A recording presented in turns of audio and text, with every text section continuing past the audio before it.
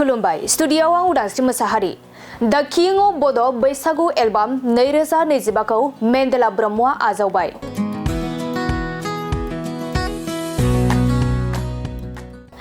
मैया थांनाय सानखालि बाक्सा जिल्ला सालबारि महकुमानि बेन्दोंनि सिमला पुलिस थानानि सिङाव थानाय दिहिरा हायना हाथाइसालियाव हायेनसा क्लाबनि बानजायनायाव खुंगा 37थि रंजालि बैसागु फोरबो फालिथायखौ खुंफुङो।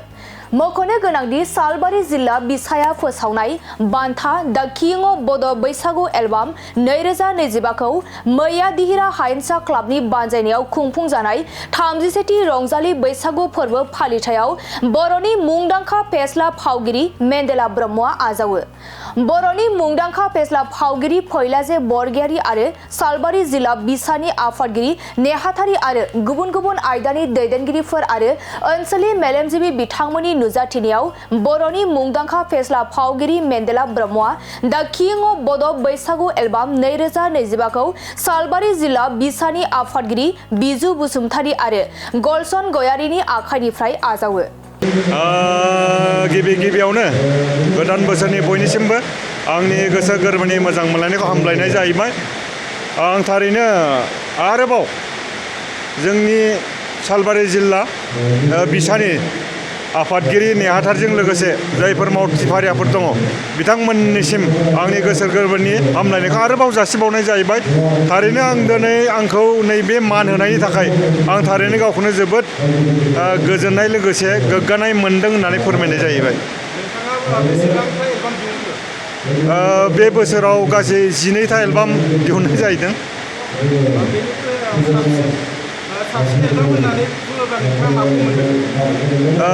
साबसिनखौथ' आं थोंजों बुंनो हाया, बियो रायजोफोरनि सायावसो जागोन। मानो होनबा गोबां मानसि गोबां गोसो, सोरबा बबेबा मोनसेखौ साबसिन मोनो, सोरबा बबेबा मोनसेखौ साबसिन मोनो।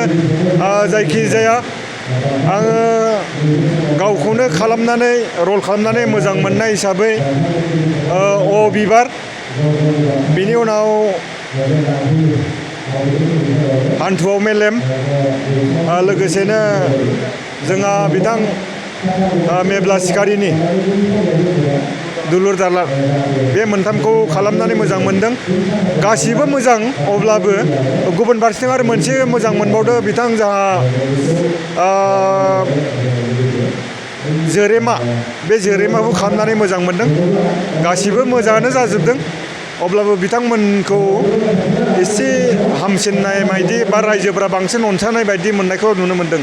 आरो जायफोरखौ अनसायनाय सानाखै, बे सानैनि जाहोनानो जाहैबाय बिथांमोननि जायफोरनि आद्रा थानाय एलबाम, बिथांमोनहा एकदम गोदान चेनेल, जायनि जाहोनाव मानसिफोरा अनसायनायाव एसे गोबाव सम लादों। बिथांमोननि एलबामफोराबो गासिबो मोजाङानो जाजोबदों, नाथाय चेनेला गोदाननि थाखाय अनसायनायफोरा एसे खम नुनाय बायदि मोनदों।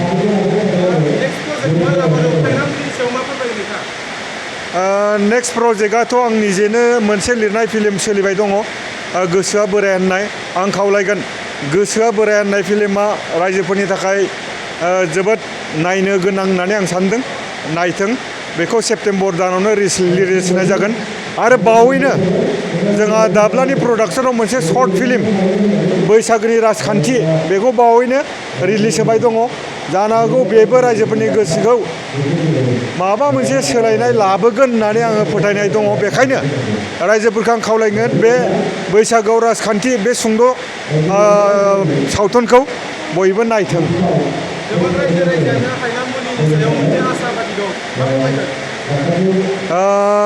नेनानै थानाय फिथाइया मोजां जायो, गोथाव जायो। बेखायनो साननैसो नेबाव थाथो। बेखायनो आं खावलायगोन, साननैसोनि उनाव बा बोसोरसे बोसोरनैनि उनावनो जों बेखौ लाबोफिनगोन होननानै बाथ्रा होनाय जाहैबाय। बे बान्था मोननायाव आं बेवहाय गावखौल' बाख्नायनानै लाया। बे बान्था मोननायनि गुदियावनो जा बिथां करिय'ग्राफार सोमावसार बसुमतारी, बिथांनि करिय' होनायावनो, बिथांनि फोरोंनायावनो दिनै आं बेसिम सौफैदों होननानै बुंनांगोन। मानो होनबा बे खामानिया आंनि नङा, बिथांनिसो। लोगोसेनो बिथां फैलानि जिखिनि अबदान, बेयाव दंफायो।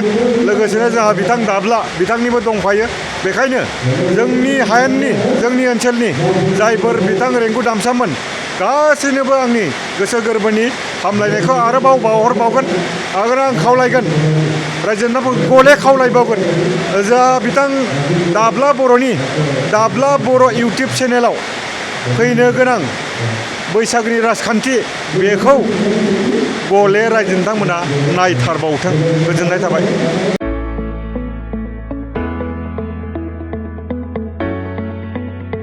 मोनसे गोजोनथाव खौरां बर' सावथुन नायनो मोजां मोनग्रा रायजो राजाफोरनि थाखाय मोनसे गोजोनथाव खौरां।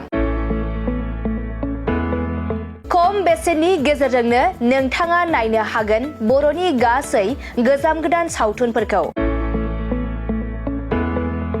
बर' सावथुन नायनो थाखाय ओंखारदों मोनसे आंगो स्ट्रिम एप।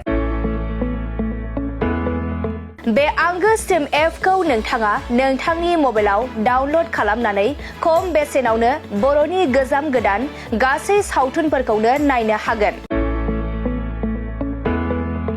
लोगोसे फैबाय थानाय समावबो बड' वेब सिरिज डकुमेन्ट्रिज बायदिफोरखौबो नोंथाङा बे आंगो स्ट्रिम एपनि गेजेरजोंनो नुनो मोनगोन।